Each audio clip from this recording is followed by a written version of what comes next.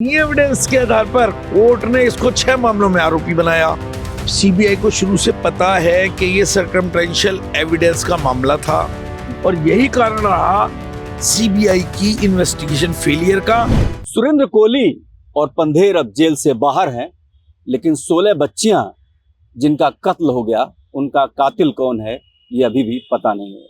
ये सवाल हिंदुस्तान का सवाल है, हर उस एक आम आदमी का सवाल है जो न्यायिक व्यवस्था और जांच एजेंसियों पर यकीन करता है, जो संविधान पर यकीन करता है। और इसीलिए हमें सवाल उठा रहे हैं कि अगर सब कुछ सही था तो आखिर में इन 16 बच्चियों की हत्या किसने की? क्या कोई आत्मा आई?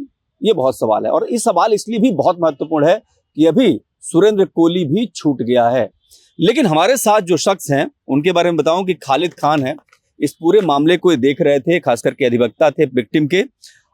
बहुत गूढ़ और बड़ी बातें वकील ही बताते हैं, इसलिए हमने सोचा इनसे बात करेंगे। वकील साहब, आज सुरेंद्र कोहली भी छूट गया, आप तो क्या कहेंगे आप? देखिए, ये हार पीड़ितों की जहां तक मानते हैं उससे ज्यादा हार देश की सबसे बड़ी इन्वेस्टिगेशन एजेंसी सीबीआई की है। सीबीआई को शुरू से पता है कि ये सर्कमटेंशियल एविडेंस का मामला था और जब तक सर्कमटेंशियल एविडेंस के मामले में आप लोग लिंक जोड़ेंगे नहीं, तब तक सजा कराना बहुत दूर की कौड़ी रहता है। अब इन मामलों में अगर हम देखें सबको, तो सीबीआई का जो इन्वेस्टिगेशन रहा है वो शुरू से ही फॉल्टी रहा है। पॉइंट बताइए, कहां पर फॉल्ट रहा इन्वेस्टिगेशन में, कहां दिक्कत रही, कहां पॉजिटिव हुई? देखिए, इनिशियल स्टेज पे ये इन्वेस्टिगेशन नोएडा पुलिस ने किया था और नोएडा पुलिस ने दोनों की निशानदेही पे वो आरी बरामद की थी जिससे कत्ल होना बताया गया था, जो कि सेक्शन 27 एविडेंस में बहुत बड़ा एविडेंस था। लेकिन सीबीआई ने इस आरी को अपनी चार्जशीट में नहीं लिया, इन्वेस्टिगेशन में नहीं लिया, बल्कि उसकी जगह पे एक नई फर्दर रिकवरी बना करके उसमें केवल आरी के ब्लेड को शो किया और उसमें भी केवल सुरेंद्र कोहली से बरामद शो किया। इसके अलावा सीबीआई ने पंडेर को शुरू से ही इनिशियल स्टेज से ही मेंटली प्रिपेयर थे कि ये इसके अंदर मुल्जिम नहीं है। इसी कारण से सभी मामलों में पंडेर को आप कह रहे हैं कि शुरू से वो मान रहे थे कि वो मुल्जिम नहीं है। शुरू से मानने का मतलब क्या होता है? शुरू से मानने का, पहले तो किसी भी चार्जशीट के अंदर इसको उन्होंने आरोपी नहीं बनाया, जबकि इसके पंडेर के खिलाफ काफी एविडेंसेस पत्रावली पर थे और उन्हीं एविडेंस के आधार पर कोर्ट ने इसको 6 मामलों में आरोपी बनाया। ठीक है, सुरेंद्र के साथ। और इसके अलावा 16 के 16 मामलों में लगभग सीबीआई ने ये शो किया कि जिस जिस दिन बच्चे गायब होते थे उस दिन पंडेर नोएडा में नहीं रहता था। यानी कि वो कभी ऑस्ट्रेलिया, कभी बॉम्बे, कभी चंडीगढ़, कभी कहीं, कभी भी वो उसको ये शो किया सीबीआई ने कि वो साथ में उस जगह पे जहाँ पे बच्चों के गायब होने की बात है नहीं रहा है। तो इन सब चीजों से ये समझ में आता है कि सीबीआई की मेंटली प्रिपरेशन यही थी कि इसमें केवल सुरेंद्र कोहली अकेला ही मुल्जिम बनाया जाए और केवल अकेले को ही 164 के बयान के आधार पर केवल अकेले सर्कमटेंशियल एविडेंस की चेन को बिना जोड़े उसको अकेले को मुल्जिम शो किया गया। और यही कारण रहा सीबीआई की इन्वेस्टिगेशन फेलियर का।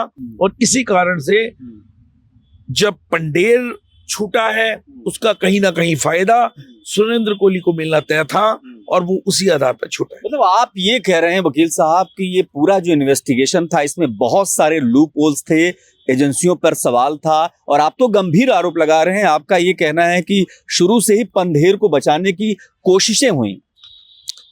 बिल्कुल, जो डॉक्यूमेंट्री एविडेंस कहते हैं, जो चार्जशीट कहती हैं, जो इन्वेस्टिगेशन एजेंसी द्वारा की गई जो है केस डायरी कहती है, उससे बिल्कुल यही परिलक्षित होता है प्राइमा फेसी कि ऐसा था।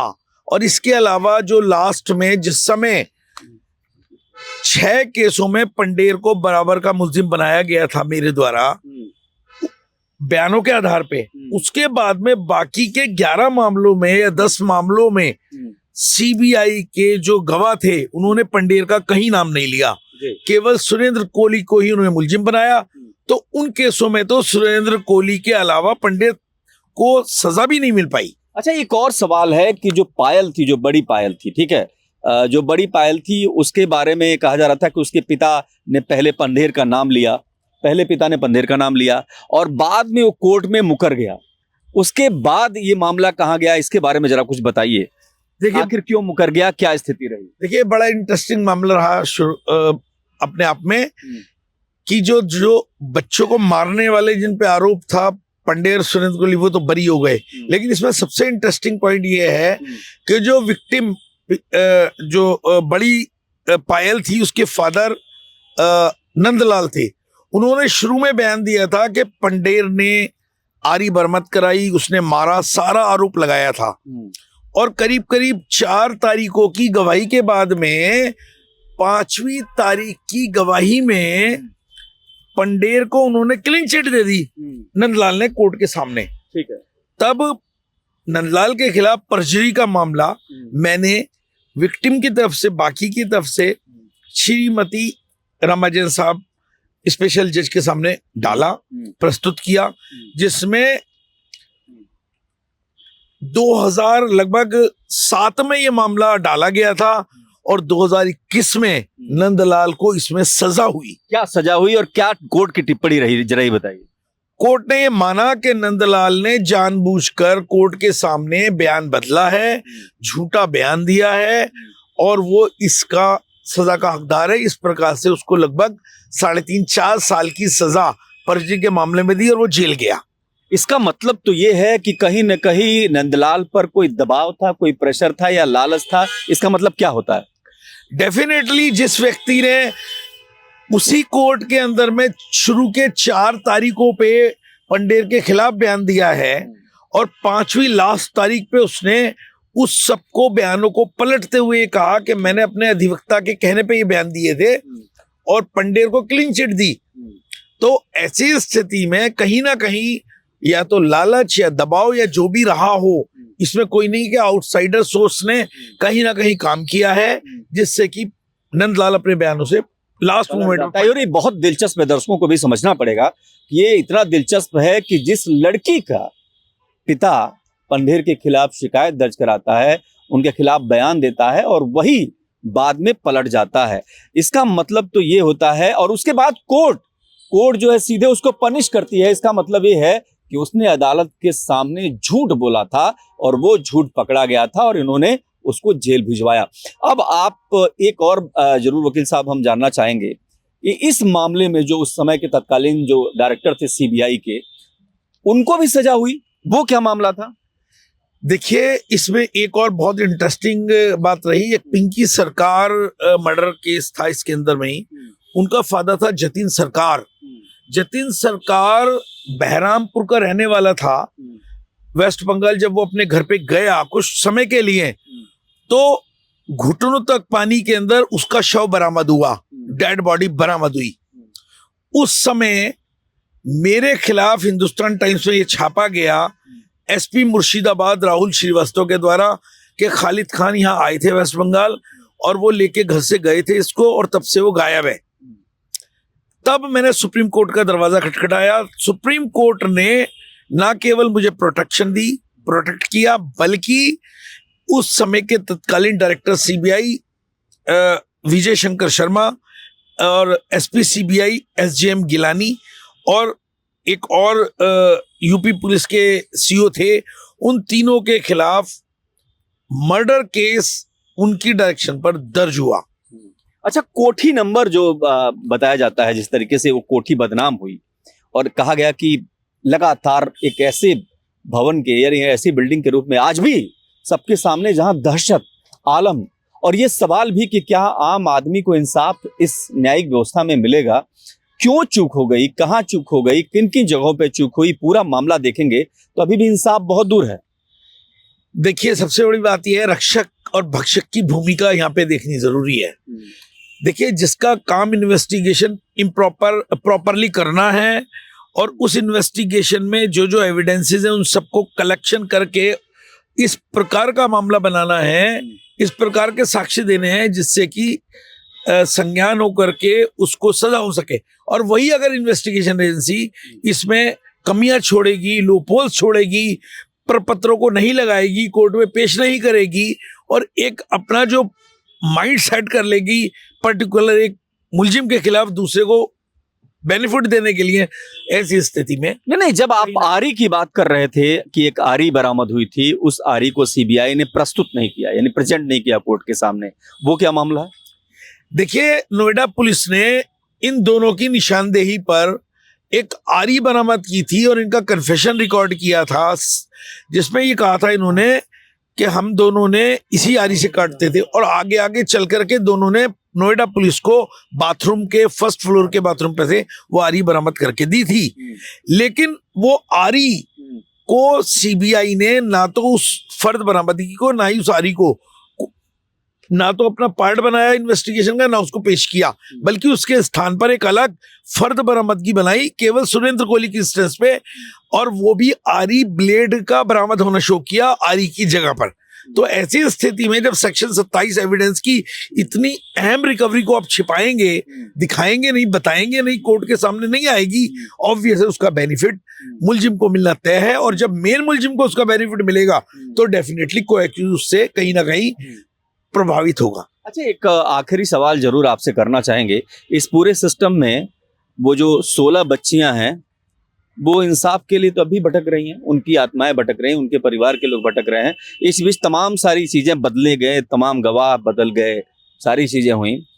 अब आप क्या देखते हैं इसमें?